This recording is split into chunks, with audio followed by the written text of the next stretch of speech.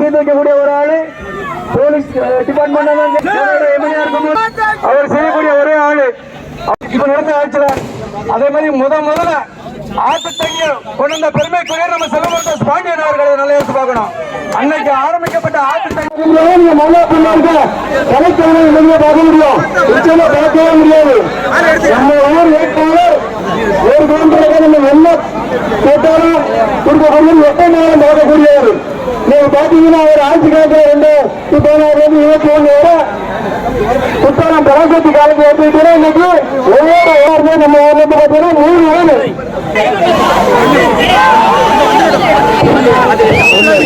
அப்படி ஒரு வேட்பாளரை நம்ம எட்டானத்தை கொண்டு தேர்ந்தெடுக்க கூடாது. அது நீங்க கவனமா இருக்கணும்.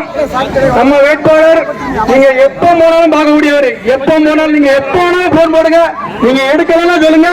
அவர் சட்டமன்ற வேட்பாளர்களும் அடுத்த நிமிஷமா போன் எடுக்கக்கூடிய ஒரு ஆளு, பிரச்சனை தீர்த்து வைக்கக்கூடிய ஒரு ஆளு போலீஸ் டிபார்ட்மெண்ட் அவர் செய்யக்கூடிய ஒரே ஆளு. அவருக்கு நம்முடைய வாக்கை தெரிவிக்கணும். செல்வமரதாஸ் பாண்டியன் அவர்கள் அதை நீங்க மனசுல வச்சுக்கணும். போன இடத்துல என்ன நடந்தது உங்களுக்கு நல்லா தெரியும்.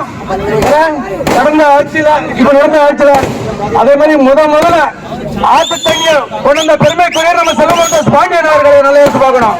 அன்னைக்கு ஆரம்பிக்கப்பட்ட ஆட்டு தண்ணீர் விவகாரம் தான் இன்னைக்கு நம்ம கும்பகோணம் பூரா பரவிக்கு இன்னைக்கு பல ஊர்ல திட்டத்தில் இருக்க ஊர்ல ஆட்டு தண்ணியை பிடிக்க முடியாது. இன்னைக்கு எந்த ஊர்ல பாருங்க ஒரு நல்லி 2 நல்லி இருக்கும். இன்னைக்கு பாருங்க நம்ம ஊர்ல வீட்டுக்கு வீடு நல்லி முதல் நல்லியா அண்ணன் கொண்டு வந்து மிகவும் போராடி ஆட்டு தண்ணியை பெட்டி போட்டவர் நம்ம அண்ணன் செல்வமரதாஸ் பாண்டியன் அவர், நம்ம மண்ணுக்கே சொந்தக்காரர் அண்ணன் அவர்கள். அதே மாதிரி பாத்தீங்கன்னா இன்னைக்கு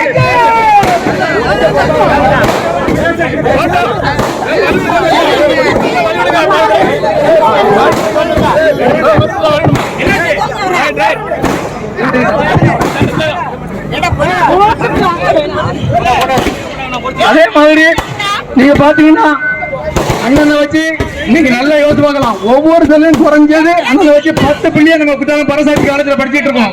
இன்னைக்கும் படிப்பா முடிச்சிருக்கேன். 3 வருஷம் கல்யாணம் முடிச்ச பாத்தீங்கன்னா ஏகப்பட்ட பிள்ளைய. அடுத்த பாத்தீங்கன்னா இப்போ ஒரே ஒரு இப்போ கடந்த ஆட்சியில பாத்தீங்கன்னா இப்போ ஒரே ஒரு டாடா சுமோ ஏற்றி போற ஒரு 10 பிள்ளைய குற்றாலம் பராசக்தி காலேஜ் பார்த்து போகுது. இவ்வளவுதான். அப்போ நம்ம இருக்கும்போது கிட்டத்தட்ட 3 பஸ்ல 3 வேனு டோட்டல் நம்ம ஊர்ல போச்சு. எல்லாத்தையும் ஞாபகத்துக்கிட்டு நீங்க வாக்களிக்க சின்னம் 8 லட்சத்துக்கு வாக்களிக்கணும்னு சொல்லி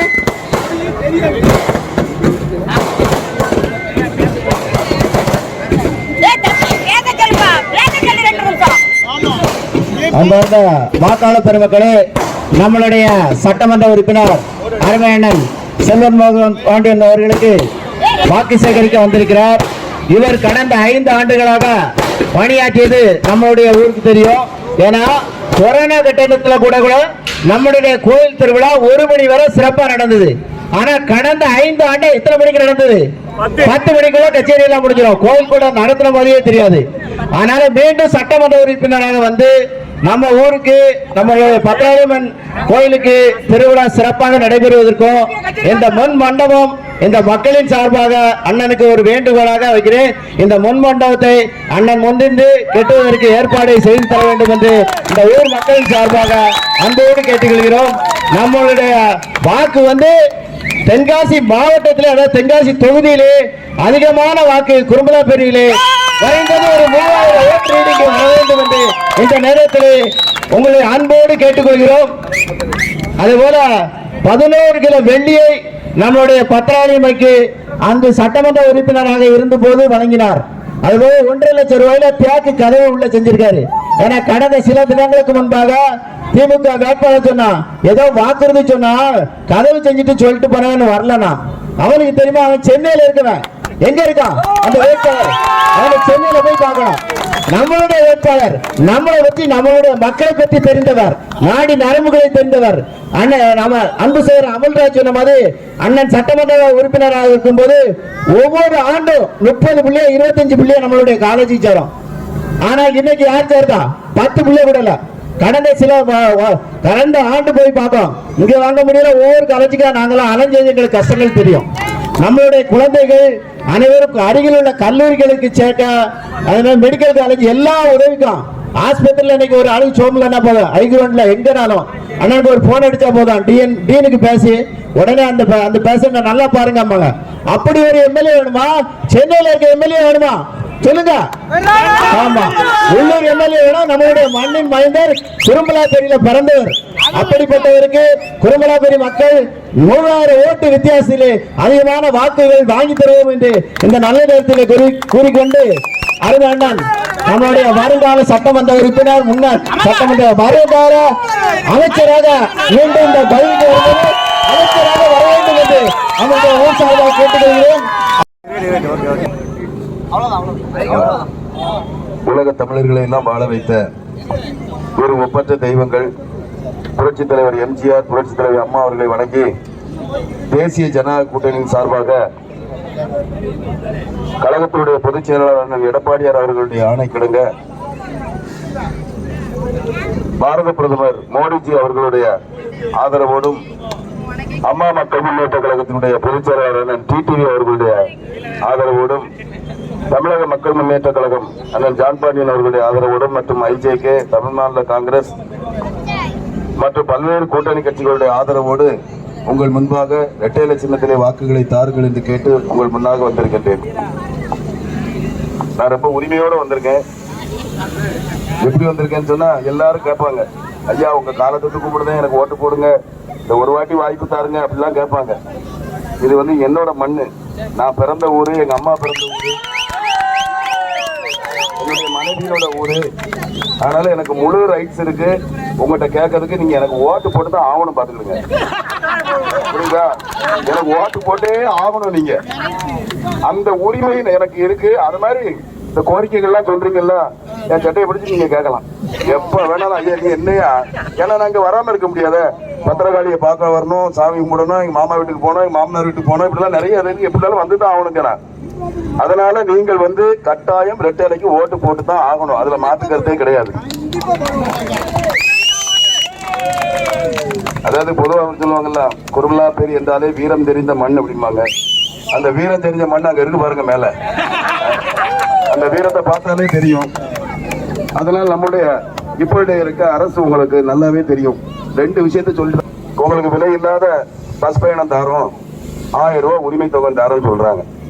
அந்த விலை இல்லாத பஸ் பயணம் போறதுக்கு பஸ் எங்க வருது அண்ணன் கேட்டாரு. பஸ் வருது, அதுக்கு நீங்க ஒரு கார் பிடிச்சி அல்ல ஆட்டோ பிடிச்சி அந்த விலை இல்லாத பஸ்ஸை போய் நீங்க போய் இங்க பார்த்து வரணும், பாவூர்சத்திரத்துல போய் பார்த்துட்டு வரணும். ஆனா நீங்க அந்த பயணம் எல்லாம் பண்ண முடியாது. அதே மாதிரி உரிமை தொகை எழுதிக்கோங்க, பாத்துக்கோங்க. அந்த உரிமை தொகை பாத்தீங்கன்னா பாதி பேருக்கு கொடுத்துருக்காங்க, பாதி பேருக்கு கொடுக்கல.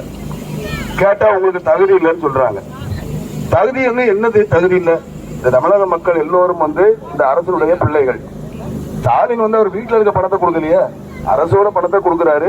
அதுல என்ன தகுதி பார்த்து கொடுக்கறது? அண்ணன் எடப்பாடியார் அவர்கள் கொரோனா டைம்ல பொங்கல் வந்துச்சு, அப்ப பாருங்க எல்லா அட்டைதாரர்களுக்கும் குடும்ப அட்டைதாரர் 2500 ரூபாய் கொடுத்தாங்க. அப்ப ஏதாவது தகுதி பார்த்தாரா? அனைத்து குடும்ப அட்டைதாரர்களுக்கும் 2500 ரூபாய் கொடுத்தாரு. அது ஒரு முதலமைச்சர். நீ தேர்தல் வாக்குறுதி கொடுத்து இந்த மக்களை ஏமாத்தி ஓட்டை வாங்கிட்டு அதுக்கப்புறம் என்ன பண்ணீங்க? மறுபடியும் எம்பி தேர்தல் வரும்போது அங்க மக்கள் போனா செருப்பு போட்டு அடிப்பாங்க தெரியும். அதுக்கு பயந்து போய் 27 மாசம் கழிச்சு நீங்க அந்த கொடுத்தீங்க. சரி கொடுத்தா சரி பரவாயில்ல, கொடுத்துட்டு போட்டுன்னு பார்த்தா தகுதின்னு ஒன்ன சொல்லி எல்லா மக்களுக்கும் அல்வா கொடுத்துட்டு போயிட்டாங்க. இந்த 2 சொல்லிட்டு தான் ஓட்டு கேட்கறாங்க. அதுக்கு மேல என்னன்னு சொன்னீங்கன்னா, அண்ணன் எடப்பாடியார் அசிங்கமா பேசுறது, என்ன அசிங்கமா பேசுறது, எல்லாத்தையும் பேச இதுதான் அவங்களோட வேலை ஆகி போச்சு. அது அந்த காலத்திலே கருணாநிதி இருக்கும்போது நம்முடைய பெருந்தலைவர் காமராஜரை பேசாததான். அதே மாதிரி மதிப்புக்குரிய இரும்பு பெண்மணின்னு அப்ப சொன்ன இந்திரா காந்தி அம்மாவை பேசாததான். இதுல என்ன பேசுறதுக்காகலாம் நான் வருத்தமும் பட மாட்டேன், அவனுக்கு நான் பதிவு கொடுக்க போறதும் இல்லை. நான் இப்போ இந்த நம்மளுடைய பத்திரகாளி அம்மனுக்கு அது என்னோட சாமி, நீங்க யாரும் எனக்கு கவசம் செஞ்சு கொடுங்கன்னு கேட்கல. நான் வேண்டுதல் எனக்கு அந்த அம்மா நிறைவேற்றி கொடுத்துட்டு நான் கவசம் போட்டேன். இதுவரையில் நான் அதை நான் எங்கேயுமே நான் சொன்னதே கிடையாது. நான் கவசம் போட்டேன் அப்படி சொன்னேன், எதுவுமே சொல்லலை. அதே மாதிரி அவருக்கு வந்தவர் என்னமோ கேட்டு போடலை அப்படின்னு சொன்னாராம். நான் ஒண்ணே புரிஞ்சுக்கிறேன், இதுக்கு கேட்டு போடுறதுக்கு எல்லாத்துக்கும் உரிமைப்பட்டவன் நான் என்ன வேணாலும் போடுவேன். நீங்க கேட்கணும், நீங்க கேட்டுதான் நான் செய்யணுமா? இது என்னோட கோயிலுங்க, இது நான் பிறந்த ஊரு, நான் இதுல உரிமைப்பட்டவன். இதெல்லாம் சொல்லி காட்டிக்கிட்டு நீங்க அப்படி சொன்ன உடனே நீங்க டென்ஷன் ஆகி அவங்களுக்கு ஓட்டு போட்டுருக்கலாம். அது நடக்காதுன்னு அவனுக்கு தெரியல அவனுக்கு. அதனால வரக்கூடிய தேர்தல் வந்து பாத்தீங்கன்னா நம்ம ஏமாறலையாங்கிறது தான் நம்மளுடைய தேர்தல். என்னன்னா பாத்தீங்கன்னா கனிம வளங்கள் நீங்க போறத பாக்குறீங்க பாருங்க, லாரியா அள்ளிட்டு போய் அங்க போய் பாத்தீங்கன்னா நம்ம எப்படி எதிர்காலம் போகுதுன்னு சொல்லலாம். நம்மளுடைய அந்த கற்கள் எல்லாம் கொண்டு போகும்போது பாத்தீங்கன்னா இன்னைக்கு கோரி எல்லாம் போய் பாத்தீங்கன்னா 200 அடி 250 அடி சொல்லி தோண்டிக்கிட்டே போறாங்க. ஒரு காலத்துல குருநாபுரத்துல எங்க மாமா வீட்டுல வந்து என்ன பண்ணாங்கன்னா அடிபம்பு வச்சு ஒரு 3 ஆட்கள் வந்து கம்பை வச்சு அடிச்சாங்க. 30 அடி 40 அடியில தண்ணி வந்துடும். அது வந்து கிட்டத்தட்ட ஒரு 4 வருஷத்துக்கு முன்னாடி வரைக்கும் அந்த போர் ஓடிக்கிட்டு இருந்தது. ஆனா இன்னைக்கு நிலைமை என்ன, 500 அடியை பார்த்தா கூட தண்ணி காணும். அதுக்கு காரணம் என்ன, இந்த கனிம வள கொள்ளை. பாருங்க இந்த டாரஸ் வண்டி எல்லாம் பாத்திருக்கீங்களா? இந்த டாரஸ் வண்டியில அடிச்சு ஒரு நாளைக்கு 1000 வண்டி நம்மளோட சொத்து, நம்ம பிள்ளைகளுக்குள்ள சொத்து. என்ன ஆகும் நாளைக்கு, என்ன ஆகும் நீங்க நல்லா யோசிச்சு பாருங்க. ஒரு கட்டு குச்சி இருக்கு, ஒரு குச்சை உருவிடுங்க, உருவின உடனே என்ன ஆகும், அந்த உருவினக்கு கலகலன்னு விழுந்துடும். இயற்கை வண்ணை நமக்கு கொடுத்ததுதான் இந்த கனிம வளங்கள். அந்த கனிம வளங்களை பூராத்தையும் நீங்க எடுத்து சொன்னீங்கன்னா என்ன ஆகும், இந்த பூமி தாய் நம்ம மேல கோவப்பட்டு நாளைக்கு வந்து உங்களுக்கு பூகம் வரலாம், குட்டிப்பயிர் வரலாம், எந்த வளம் வரும். நம்மளுடைய வருங்கால பிள்ளைகளுக்கு வந்து எந்த பாதுகாப்புமே நமக்கு கிடையாது. அதை பற்றி எதை பற்றி கவலைப்படாம இந்த அரசு கொள்ளையடிக்கிறது தான் அவங்களுடைய கொள்கையை வச்சு நம்ம வளங்களை எல்லாம் சுரண்டிட்டு போய் நாளைக்கு தண்ணி எல்லாம் நம்ம காட்சி பொருளாக பார்க்க வேண்டிய நிலைமையை உருவாக்கியிருக்காங்க. அதே மாதிரி பாருங்க, மக்களை பற்றி தெரிந்த முதல்வர் மன்னன் எடப்பாடியார். அதுக்கு வந்து நிறைய சொல்லலாம். எப்படி சொல்லலாம்னு சொன்னா, நம்ம ஊர்ல நம்ம வயலுக்கு போறோம், எப்படி போவோம், என்னதான் நம்ம மிடுக்கா இருந்தா கூட அந்த வயலுக்கு போனா செருப்பை வரக்கு வெளியே கலத்தி போட்டுட்டு நம்ம அந்த பூமி தாய்க்கு மரியாதை கொடுத்து நம்ம போவோம். அதை மீறி நம்ம போனோம்னா பெரியவர்கள் இருக்கிறோம், அறிவு இருக்கு அவனுக்கு, செருப்பை போட்டு எல்லாம் வருவாங்க.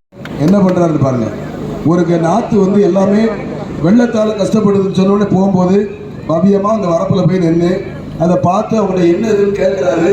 நடுகிற மாதிரி பண்ண போஸ்டர்கள்லாம் வந்திருக்கும். அதுல பாத்தீங்கன்னா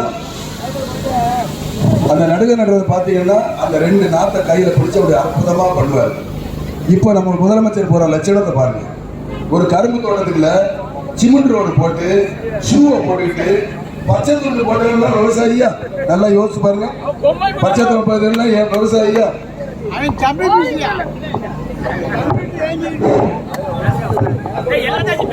பற்றி ஒன்றுமே தெரியாத ஒரு பொம்மை முதலமைச்சர் இன்னைக்கு தமிழ்நாட்டை ஆண்டுகிட்டு இருக்காரு. இந்த முதலமைச்சரை பற்றி முதல்ல தெரிஞ்சுக்கோங்க. பாவூர் சித்திரம் வரும்போது ஒரு மீட்டிங்ல பேசினார். 2ஆவது 3ஆவது படிக்க பிள்ளைகிட்ட போய் கேளுங்க, சுதந்திர தினத்தை குடியரசு தினத்தை சொல்லும்.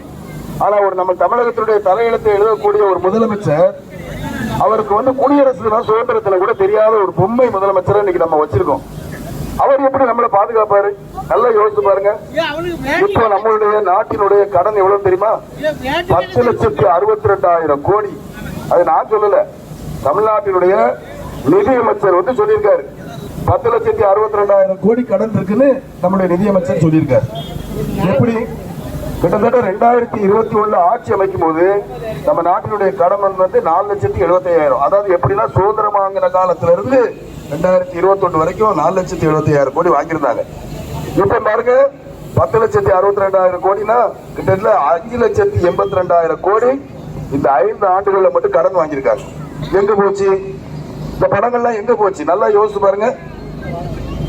எல்லா திட்டத்தையும் தாடிக்கு தங்கத்தை நிப்பாட்டியாச்சு, லேப்டாப்ப நிப்பாட்டியாச்சு, அம்மா உணவத்தை நிப்பாட்டியாச்சு, எல்லாம் என்னென்ன ஆடு மாடு கொடுக்கறது, கோழி கொடுக்கறது, எல்லா மக்கள் நல திட்டங்கள் அனைத்தையும் நிப்பாட்டிட்டு கடன் மட்டும் இவ்வளவு வந்துச்சே எப்படி? நல்லா யோசிச்சு பாருங்க. அவருடைய நிதியமைச்சர் சொல்லியிருந்தாரு, அவங்க ஆட்சிக்கு வந்து 3 மாசத்துல ஒரு பேட்டியில பேசும்போது சொல்லியிருந்தாரு, நான் கூட்டி கழிச்சு கணக்கு பார்க்க எங்க பார்த்தாலும் கடைசியில ஒரு 30,000 கோடி கணக்கு வந்து ஸ்டாலின் வீட்டுக்குள்ள போகுதான். அதுல எவ்வளவு இதுல எவ்வளவுன்னு பார்த்தோம்னா அந்த கடன் பூரா பாத்தீங்கன்னா ஸ்டாலின் வீட்டுக்கு போகுது. நான் எங்க நம்ம சொல்லல, அவருடைய நிதியமைச்சர் சொல்லியிருக்காரு, இப்படி 30,000 கோடி 6 மாசத்துல அடிச்சிட்டாங்க அந்த குடும்பம் அப்படின்னு சொல்லி. இந்த நிலைமை நீடிக்க வேண்டுமா? நீங்க நல்லா யோசிச்சு பாருங்க. ஆனா இப்ப பாருங்க எவ்வளவு பெரிய ஏமாளின்னு பாருங்க. உங்களுக்கு தெரியுதா? ஒரே வீரர் பாகிஸ்தான்ல போய், நான் வந்து மாற்றுத்திறனாளி ஒருத்தர், நான் பாகிஸ்தான்ல போய் கிரிக்கெட் விளையாடி நான் ஃபர்ஸ்ட் பிரைஸ் வாங்கிட்டு வந்துட்டேன்னு சொல்லி ஒரு கோப்பையோட போறாரு செக்ரட்டரியேட்ல. அப்ப என்ன பண்ணுவாரு, முதலமைச்சர் கூப்பிட்டு அப்படியா சரி வாழ்த்துக்கள் சொல்லி ஒரு போட்டோ எடுத்து வாழ்த்து தெரிவிச்சிருக்காரு. அதுக்கப்புறம் பாருங்க துணை முதலமைச்சர்கிட்ட போய் ஒரு வாழ்த்து வாங்குறாரு. கோப்பையை பாருங்க, முதலமைச்சர்கிட்ட காட்டும் போது ஒரு கோப்பை, துணை முதலமைச்சர்கிட்ட காட்டும் போது ஒரு கோப்பை. கடைசியில் விசாரிச்சு பார்த்தா அப்படி ஒரு வேர்ல்டு கப் நடக்கல. இந்த ஆளு விளையாட்டு வீரரே கிடையாது, மாற்றுத்திறனாளி, அவ்வளவுதான். சரி, ஒரு முதலமைச்சர்கிட்ட போய் நான் இந்த மாதிரி ஆசிரியர் வாங்க போறேன்னு கேட்கும் போது இவன் உண்மையானவனா என்னையாவது விசாரிக்கணுமா இல்லையா? எதுக்கு சொல்றேன்னா, ஒரு நிர்வாக திறனற்ற ஒரு பொம்மை முதல்வர் இந்த தமிழ்நாடு மாட்டிக்கொண்டு இன்னைக்கு முடிச்சுக்கிட்டு இருக்கு. அவருக்கு என்ன நடக்கு ஏது நடக்குதே தெரியாது. நல்லா யோசிச்சு பாருங்க. நான் கிராமத்துல பிறந்தவன், கிராமத்துல வளர்ந்தவன், கிராமத்துல படிச்சவன், கிராமத்துல வாழ்ந்துகிட்டு இருக்கேன். எனக்கு குருமலாபுரி மக்கள் என்ன நினைக்கிறாங்க, இந்த கல்லூரி மக்கள் என்ன நினைக்காங்க, பாவூர்சத்திர மக்கள் என்ன நினைக்காங்க, அவங்களுக்கு என்ன தேவை என்பதையெல்லாம் முழுமையாக நான் அறிஞ்சவன். ஸ்டாலின் ஒரு வாட்டி தூத்துக்குடிக்கு வந்திருந்தார். எல்லாரும் பாசமா கொண்டு போய் பதவி கொண்டு கொடுத்தாங்க. அதை குடிச்சு பார்த்து என்ன சொன்னாரு, இதுல சக்கரை போட்டிருக்கா சீனி போட்டிருக்கான்னு கேட்டார். இது அவர் தப்பு இல்ல, அவர் தப்பு இல்ல. அவர்கிட்ட போய் நெல்லி எங்க விளையுதுன்னு கேட்டா இந்த ஆலமரத்துல விளையுதுன்னு சொல்லுவாரு. ஏன்னா அவரும் டவுன்ல பிறந்தாரு, முதலமைச்சரோட மகனாக வந்தாரு. வந்து இருந்தா அவரை போய் நம்ம ஆட்சியை கொடுத்துட்டு இவர் கூடல பிடிச்சி ராஜமொழி மொழினா எங்கோடி முடிப்பாரு, எப்படி தெரியும்? அந்த நிலைமை நீடிச்சிடக்கூடாது. மறுபடி இங்க பாருங்க, நம்ம எதிரால இருக்க வேட்பாளர் அவரோட அப்ளிகேஷன்ல கொடுத்திருக்காரு. என்ன கொடுத்திருக்காரு? நான் சென்னையில் உள்ள நந்தனத்தில் இருக்கக்கூடிய மயிலாப்பூர்ல இத்தனாவது வார்டுல இத்தனாவது தொடரன்ல என்னுடைய வாக்கு இருக்குன்னு சொல்லியிருக்காரு. அப்ப அவர் எங்க இருக்காரு? சென்னையில இருக்காரு. அவர் பிறந்தது எங்க? சென்னையில. வளர்ந்தது எங்க? சென்னையில. படிச்சது எங்க? சென்னையில. இப்ப இருக்கிறது எங்க? சென்னையில. தமால் இம்போர்ட் பண்ணி இங்க ஒரு வேட்பாளரா வந்திருக்காரு. சரி, வந்திருக்காரு ஐயா. அவர் பட்டணத்திலே இருந்தவருக்கு இந்த கிராமத்தில் இருக்க குருமலாபுரி மக்களுக்கு என்ன தேவை என்பது எப்படி தெரியும்? எல்லாத்தையும் விட்டுருங்க. இந்த நம்ம தென்காசி மாவட்டத்துல, அதே தென்காசி சட்டமன்ற தொகுதியில ஒரு திமுக காரங்க இல்லையா? ஒரு தகுதியான திமுக காரங்க யாரும் இல்லையா? நல்லா யோசிச்சு பாருங்க. எங்க மாமா தமேந்திர மாமா, நடராஜ மாமா எல்லாம் அந்த கட்சியாலே சொல்லி சொல்லி சொல்லி காலமுறை இருந்தாங்க. எங்க அத்தா எனக்கு வந்தா இன்னும் கருப்பு வேட்டி எல்லாம் கட்டிட்டு இருக்காங்க. ஏன் அவருக்கு தகுதி இல்லையா? ஏன் அவருக்கு கொடுத்துருக்காங்க? இந்த குருமலாபுரின்னு எவ்வளவு பெரிய ஒரு பாரம்பரியமான வீரம் தெரிந்த மண் இங்க பிறந்த அவருக்கு தகுதி இல்லையா? அப்போ நீங்க இங்க இல்லைன்னு சொல்லித்தானே வெளியே கூட்டு வரீங்க. 650 கிலோமீட்டர் இருக்காங்க. ஆனா நான் பாருங்க, ஒரு வாத்தியார் வீட்டு பிள்ளை, உங்க பிள்ளை 3வது வாட்டி வாய்ப்பு கொடுத்திருக்காங்க எனக்கு. எப்பேற்பட்ட இயக்கம் என்று பாருங்க. நீங்க அவர்களுக்கும் எங்களுக்கும் இந்த இயக்கத்திற்கும் உள்ள வித்தியாசத்தை பாருங்க. உங்களுக்காக உழைப்பதற்கு நான் காத்திருக்கிறேன். நல்ல அந்த திருவிழா எல்லாம் சொன்னாங்க. 2020ஆம் ஆண்டு கரெக்டா சப்பரம் இழுக்கிறதுக்கு ரெடியா நிக்கி. கொரோனா டைம்ல என்ன பண்ணிட்டாங்க, சப்பரத்தை இழுக்க கூடாதுன்னு சொல்லி ஸ்டாப் பண்ணிட்டாங்க. எனக்கு அப்ப சட்டமன்றம் நடந்துகிட்டு இருக்கு. எங்க அத்தா செல்வத்தா போன் அடிச்சுக்கிட்டே இருந்திருக்காங்க. சுவிட்ச் ஆஃப். ஊர்ல இருக்க முக்கியமான ஆட்கள் அவ்வளவு பேர் அடிச்சிருக்காங்க. எனக்கு சுவிட்ச் ஆஃப். நான் வெளியே அசம்பிளியில ஆன் பண்ணுவேன். அடுத்த நிமிஷம் எங்க கண்ணத்தான் போன் பண்றாங்க. மாப்பிள்ள, எங்க ஊரோட மரியாதையே போச்சு. நாங்க காலங்காலமா பண்ண இந்த சப்பரத்தை கூட இழுக்க விட மாட்டேங்க. எத்தான் பதட்டப்படாதாங்க, அவசரப்படாதாங்க. 10 நிமிஷத்துல போலீஸ் பாதுகாப்போட நம்மளுடைய சப்பரம் இழுக்கப்படும் சொன்னேன். அதே மாதிரி 15 நிமிடத்தில் சப்பரம் முழுமையாக இழுத்து உங்களுக்கு முடிக்கப்பட்டது. என்னை சட்டமன்ற உறுப்பினர் ஆக்கி நீங்க கோட்டைக்கு அனுப்புங்க. குருமலாபுரி என்னுடைய மண், என்னுடைய கோயில், என்னுடைய திருவிழா. முழுமையாக நீங்கள் என்ன ஆசைப்படுறீங்களோ அதன்படி உங்களுக்கு இந்த திருவிழா நடக்கும். அதை நான் நடத்தி காட்டிப்பேன் உங்களுக்கு. அதுக்கு எடுத்துக்காட்டு நான் எத்தனையோ சொல்லலாம். வெள்ளிமலை கோயில்ல வெள்ளிமலை கோயில்ல ஆர்கெஸ்ட்ராவே வைக்க கூடாதுன்னு சொன்னாங்க. அப்ப இருந்த மாவட்ட காவல் கண்காணிப்பாளரோட நேரடியா போய் பேசி அப்ப கூட ஒரு மணி வரைக்கும் ஆர்கெஸ்ட்ரா நடத்தி கொடுங்க வெள்ளிமலை கோயிலுக்கு. அதனால அந்த பவர் யாரால கிடைச்சதுன்னா உங்களால தான். நீங்க போட்ட அந்த வாக்குல என்ன சட்டமன்ற உறுப்பினராக தகுதியுள்ளவன என்னை நீங்க அனுப்புனதுனால உங்களுக்காக போராடினேன், உங்களுக்காக உழைத்தேன், உங்களில் ஒருவனாக இருந்தேன். இன்றைக்கு உரிமையோடு உங்கள் முன்பாக வந்து எனக்கு ஓட்டு போட்டுதான் நீங்க ஆவணும். நான் உங்கள்கிட்ட கேட்கிறேன். தயவு செய்து மீண்டும் கேட்டுக்கொள்கிறேன். உங்களுடைய பொன்னான வாக்குகளை எனக்கு நீங்கள் தர வேண்டும், தர வேண்டும். மீண்டும் மீண்டும் உங்களை சந்திக்கிறேன். அவர்களே சொல்லும் போது நான் சொல்றது, பாட்டிமார்களே, அத்தமார்களே, மாமாமார்களே, எங்க மாப்பிள்ளமார்களே, எல்லாரும் எனக்கு மொத்தமா வாக்குகளை போட வேண்டும் என்று கேட்டு மே 23ஆம் தேதி மறந்துடாங்க.